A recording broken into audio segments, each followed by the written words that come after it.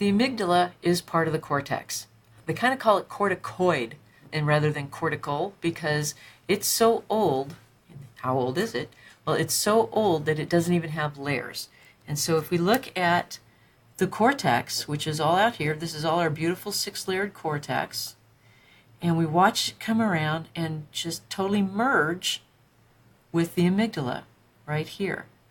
So it is part of the cortex, but like I said, it's really old. It's even older than archicortex because it doesn't have any layers at all. It's in the anterior pole of your temporal lobe, and the surface, let me erase and redraw. The surface is this bump here that kind of projects out underneath the surface of the brain, and they call it the Uncas. They named everything based on kind of what it looked like when they first were discovering the brain. And so they found this lump under the undersurface, and they called it the Uncas. Uncas means lump. They had no idea that the amygdala was just right underneath of it. But since we know now, but we're still stuck with the name Uncas.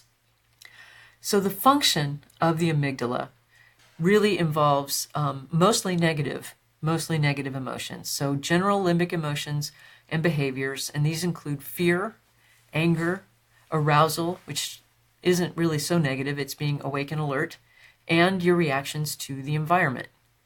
If you stimulate the amygdala, you end up eliciting fear and rage. And there are lots of videos, or when I was in graduate school and an undergraduate, they would show you videos of a cat whose amygdala was being stimulated, and the cat would be arched back, hair standing up, hissing and spitting and clawing, and they call it sham rage.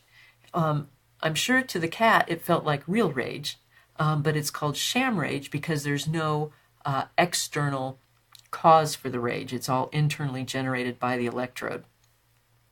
If you ablate the amygdala, you end up with an experimental animal that's incredibly passive and doesn't really care about anything, and is also not afraid of things that it should be afraid of.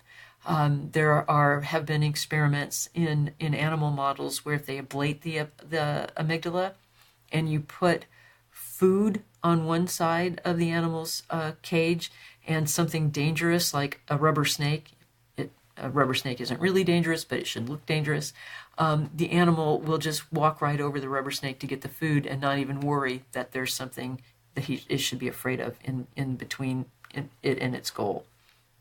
So the amygdala is mostly associated with fear and rage, and not too many happy things, unfortunately.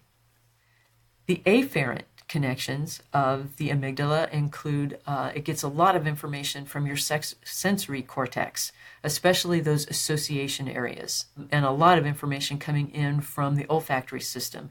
And remember when we talked about the special sense of olfaction, we mentioned that it goes straight to cortex. Before it goes, it doesn't have to go to the thalamus before it goes to cortex. Well, this is part of that explanation. The olfactory bulb projects directly to amygdala, and in doing so bypasses all of your other kind of cortical processing, which explains why olfactory information has such a powerful and immediate emotional consequences. The amygdala also gets lots of connections from and lots of information from your frontal cortex and from your forebrain. The amygdala sends information to all kinds of places in the brain, most of the cortex, the brainstem, and the hypothalamus. And remember, the hypothalamus and its connections to the brainstem are regulating your autonomics. So this is one of the ways in which cortical structures can feed through the hypothalamus, which regulates your autonomics, and then activate those autonomic systems, usually sympathetics. It also has lots of connections to the hippocampal formation. And in the next lecture, we'll talk about the hippocampus, but just to give you a preview, the hippocampus is really important for learning and memory. So I'd like to turn on my drawing tool. Here's the amygdala, And amygdala quite literally means almond, and the amygdala is kind of shaped like an almond. And then here's the hippocampus, the hippocampal formation behind it. So you can see how close together they are. You need your amygdala to talk to your hippocampus so that you can remember what made you afraid.